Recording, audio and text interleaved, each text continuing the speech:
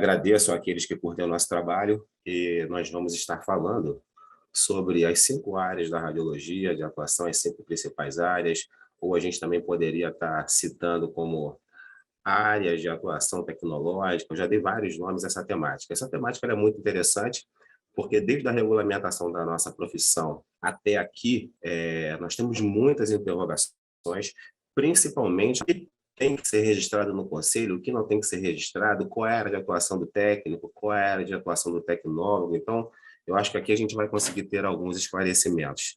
Então, só para deixar claro para vocês que antes da regulamentação da nossa categoria, nós tínhamos muitas incertezas e pouca valorização profissional. Eu sou auxiliar em radiologia, foi a minha primeira formação, técnico em radiologia, tecnólogo, sou pós-graduado em gestão de pessoas, sou ex-presidente da sua associação Aprotege, sou presidente da gestão da radiologia, estamos em litígio judicial e sou membro do grupo de GT da Fundacentro, que é um trabalho muito importante, onde nós temos o trabalho de mapear todos os IOEs que tinham no Brasil. E aí, para fazer um mapeamento, para saber como estavam as condições desses trabalhadores. Hoje, esse grupo está parado, e aí estamos aguardando o retorno desse trabalho. Tá?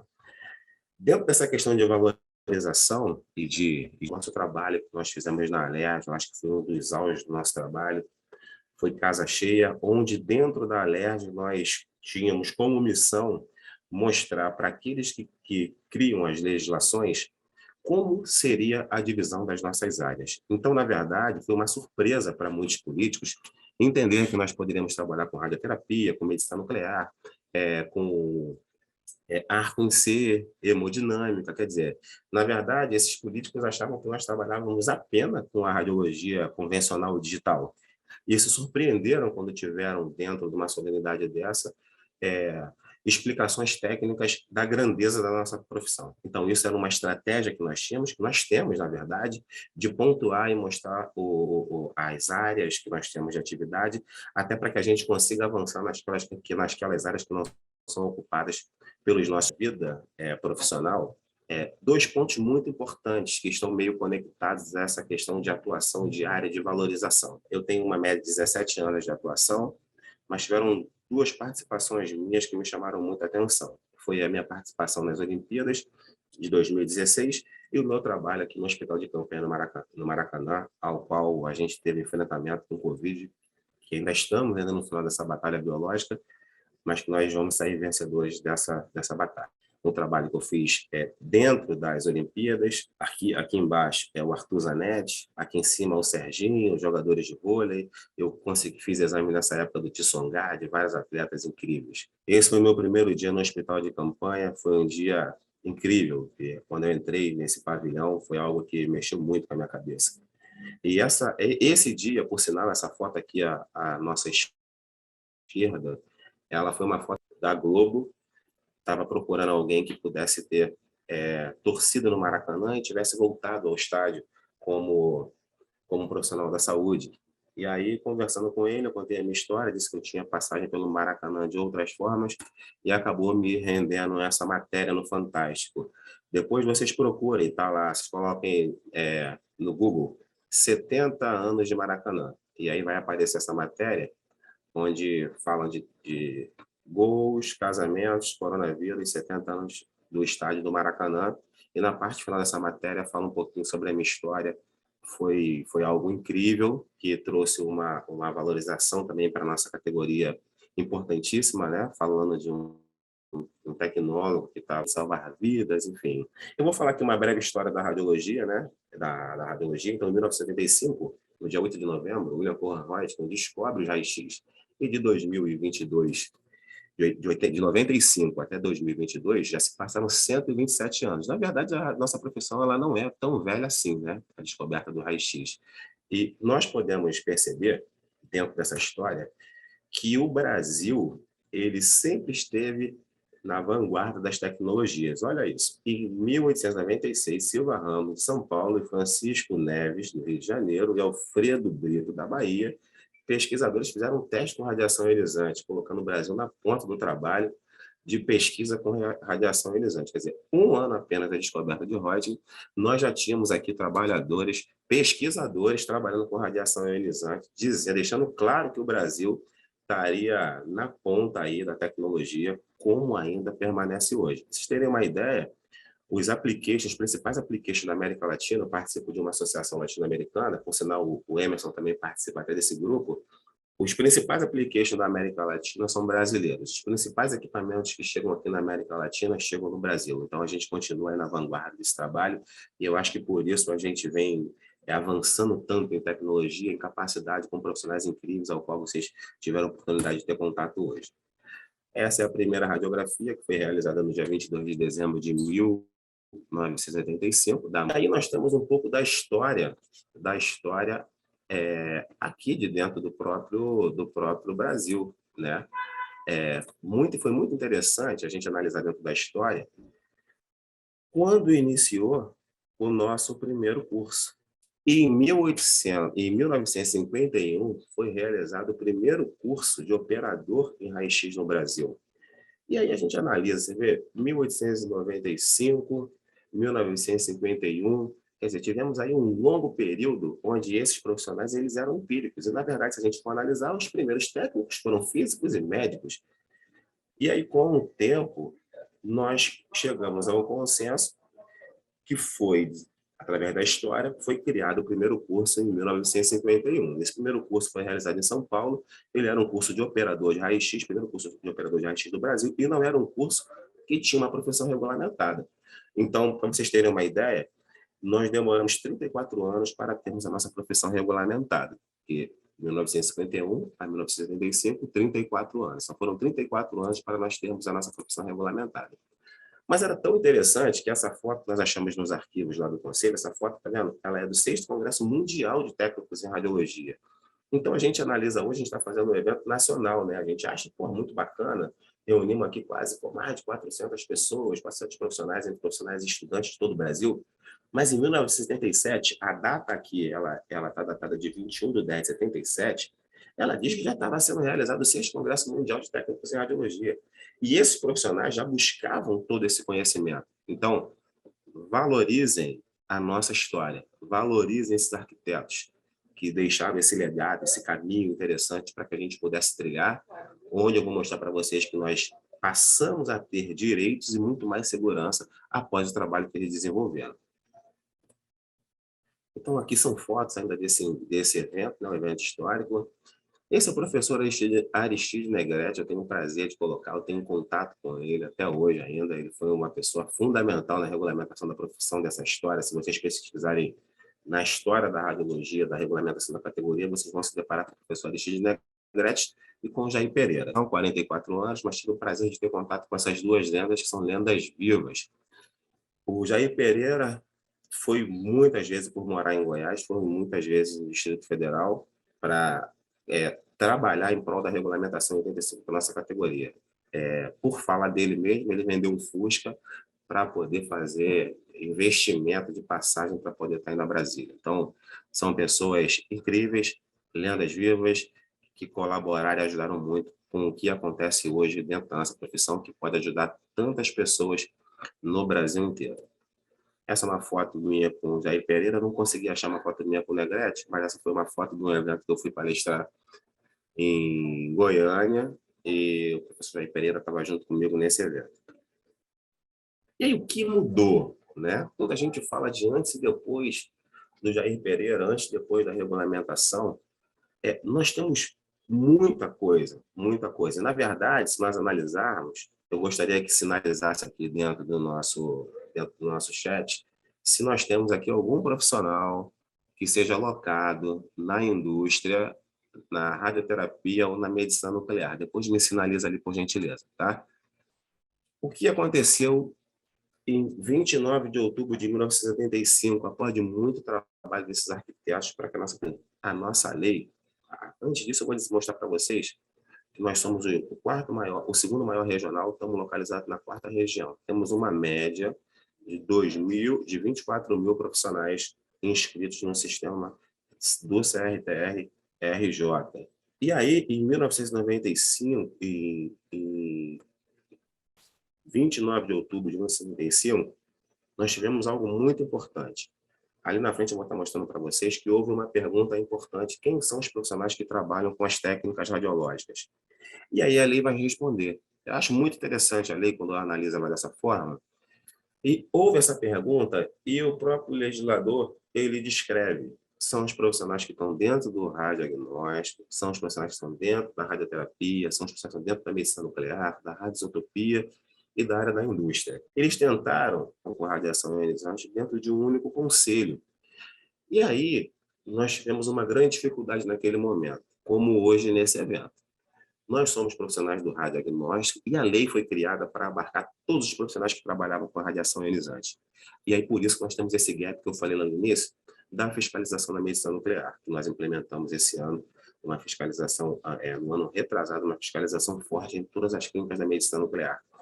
Porque nós, normalmente, somos profissionais do radiodiagnóstico de um hiato de evolução da categoria nessas áreas, tá? Então, a profissão ela foi regulamentada em 1985. E aí a lei, logo no seu primeiro tópico, ela vem tratar do artigo 1º, ela diz assim: os preceitos dessa lei regulam o exercício do técnico em radiologia, conceituando-se como tal, eu tinha falado para vocês, todos os operadores de raio-x que profissionalmente executam as técnicas. Olha isso. Quem são os profissionais que trabalham com radiação ionizante? Aí, ali, profissionais que trabalham no setor do diagnóstico, na área radiológica, no setor que trabalha no setor de terapia, radioterápica, setor de radioisótopo, setor industrial e de medicina nuclear. Então, aqui, para vocês terem uma ideia, o desafio do Conselho de 1965 era um desafio muito amplo, que era um desafio de nortear essas 5 áreas. E eu vou te falar para vocês, até hoje nós não conseguimos fazer isso com perfeição. O sistema ainda peca na fiscalização, mas nós já avançamos bastante com relação a profissionais atuando nessa área, a profissionais que possam ensinar. A gente já não depende mais de ninguém. Vocês já viram o nível do evento, né? Professor Risto, professor Alexandre, professor Carlos Eduardo, professora Renata, professor Emerson, professora Kátia Benevides, quer dizer, a gente hoje tem mão de obra suficiente tecnológica para ensinar no nível educacional todas as áreas que a gente atua. Então, isso é algo fundamental e primordial para nós termos uma categoria forte. Então, como a lei, no primeiro artigo, ela diz que os técnicos são profissionais que atuam na área do radiodiagnóstico, o CONTER tinha a responsabilidade de criar as resoluções para nortear o que se entendia como radiodiagnóstico, o que se entendia como radioterapia. O CONTER ele tem autonomia de se criar as resoluções. E aí o CONTER, em 2009, ele atualizou a sua resolução, e aí ele institui e normatiza as atribuições dos técnicos e tecnólogos em radiologia com habilitação em radiodiagnóstico, que é a primeira habilitação do técnico. Então, para a gente sair com habilitação total no radiodiagnóstico. Não quer dizer que esse técnico ele esteja capacitado em todas as áreas de atuação do radiodiagnóstico, porque a gente acaba estudando muito mais a radiologia convencional e digital. E aí cabe a esse profissional sair lá e fazer o seu curso de capacitação. E aí eu vou explicar para vocês qual é a diferença de capacitação e especialização, embora em alguns momentos a gente use essa mesma nomenclatura, porque o profissional ele se torna tecnicamente um especialista, mesmo fazendo um curso de capacitação no nível de ficar, mas educacionalmente, para a Secretaria de Educação, uma coisa são os cursos de capacitação, outra coisa são os cursos de especialização. Tá legal?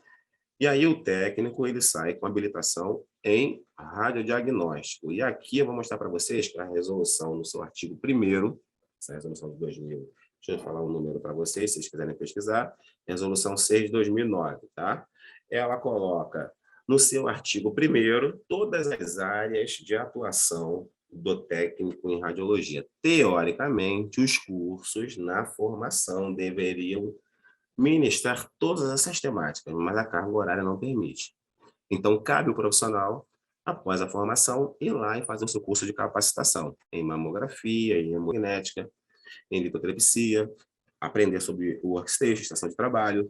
Ultrassonografia, a gente tem uma briga aí, a PL está vindo dar um ajuste nisso, mas foi até retirada a ultrassonografia, mas acho que um dia a gente vai poder dominar essa técnica. E PET-CT. tá? Nós temos ainda a veterinária e a odontologia. Então, para vocês verem como é amplo a habilitação do técnico em radiologia. E eu tenho certeza que nenhum técnico em radiologia está habilitado a dominar todas essas áreas que estão dentro da habilitação do técnico em radiologia e radiodiagnóstico. Marcelo, existe algum curso de capacitação que precisaria dentro da área do radiodiagnóstico? O que acontece é que, por essa resolução, o CONTER deixa claro que o profissional, quando sai do curso, ele já pode trabalhar em qualquer uma dessas áreas. A fiscalização ela não vai cobrar ao profissional que ele tenha o curso de capacitação. Mas a empresa que te contrata hoje, o mercado acabou regulando isso. O mercado, para absorver esse profissional, ele normalmente pede que o profissional tenha um curso de capacitação em mamografia. E para esse curso ser uma especialização técnica, ele teria que ter. E o curso teria que solicitar essa habilitação na Secretaria de Educação. Aí esse curso seria um curso de especialização técnica, por querer do curso, porque poderia ser uma capacitação. Ele não estaria preso a essa carga horária de 360 horas. Então, uma coisa é o curso de capacitação, que tem uma carga horária de 120 horas, 180 horas, tem até curso que colocam um curso de 300 horas. Mas o curso de especialização técnica, ele precisa necessariamente de 360 horas, estar cumprindo todas as regras e legislações que são usadas pelo MEC. Então, essa aqui é mais um artigo que fala dos procedimentos da área de radiodiagnóstico, Marcelo, radiologia odontológica, radiologia forense, também estão dentro da área do técnico em radiologia. O técnico em radiologia, que acaba de se formar, se ele quiser trabalhar na radioterapia, na radiotopia técnica, vocês precisam se informar no curso, esse curso tem um parecer da Secretaria de Educação. Se ele não tiver o parecer da Secretaria de Educação, não adianta o técnico em radiologia fazer esse curso, porque ele não vai conseguir a autorização no conselho, a inclusão de especialidade do conselho na sua credencial. Então, primeira coisa para um técnico que quer fazer especialização, que são essas áreas aqui que eu estou citando, a segunda, a terceira, a quarta e quinta da lei. O curso precisa ser uma especialização técnica, não pode ser um curso de capacitação. Ele tem que ter 360 horas e ele precisa ser autorizado pela Secretaria de Educação. A habilitação do técnico, sua especialidade, ela foi regulamentada pela Lei 13, pela Resolução 13 de 2009, tá? Dispõe sobre o reconhecimento e registro de especialização do técnico em radiologia no sistema CONTER. Então, aqui você tem uma regra. O curso ele precisa cumprir as regras da Secretaria de Educação que estão aqui, que eu passei para vocês, tá? Vai conseguir a liberação, a inclusão de especialidade do conselho. Aqui, ó. O reconhecimento, a especialização será feita mediante dito de título e certificado de ensino credenciado em órgão estadual. E o tecnólogo?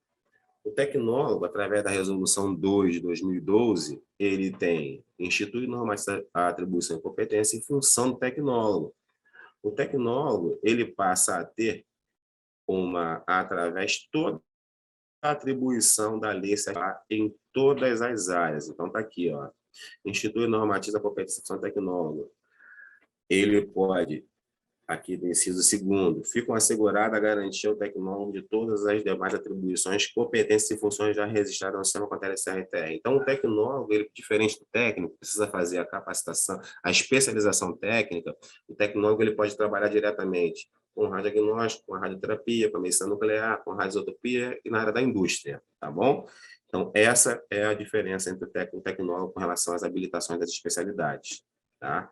Então, o tecnólogo ele consegue trabalhar em todas essas áreas diretamente, sem necessariamente fazer o curso de especialização técnica. Ele está capacitado? Também não, vai voltar ao mesmo ponto técnico. Ele está habilitado, mas não está capacitado. Ele não pode fazer estágio diretamente na área de radioterapia, nem de indústria, nem da medicina nuclear. Ele tem que se formar e fazer uma especialização técnica, tá? Então, a radiologia é uma profissão essencial à equipe multidisciplinar da saúde e indústria. Através dela, podemos colaborar com a saúde da população e também a segurança, tá bom? Eu agradeço muito a vocês, agradeço mais uma vez a doutora Simone, mais uma vez a Cláudia, a TI do Hemorrio, que é incrível, nos possibilita fazer esse evento e atingir o Brasil inteiro, a América Latina, os lugares que a gente alcançar com a nossa divulgação. Agradeço a todos os palestrantes que atenderam o nosso chamado, os parceiros da gestão Mundo da Radiologia, com a gente até aqui. Eu não vou citar o nome de todos, mas eu tenho muitos amigos que estão assistindo nosso simpósio hoje através dessa live maravilhosa, tá? Um abraço maravilhoso, fica aqui um abraço fraterno a todos e juntos somos fortes, tá?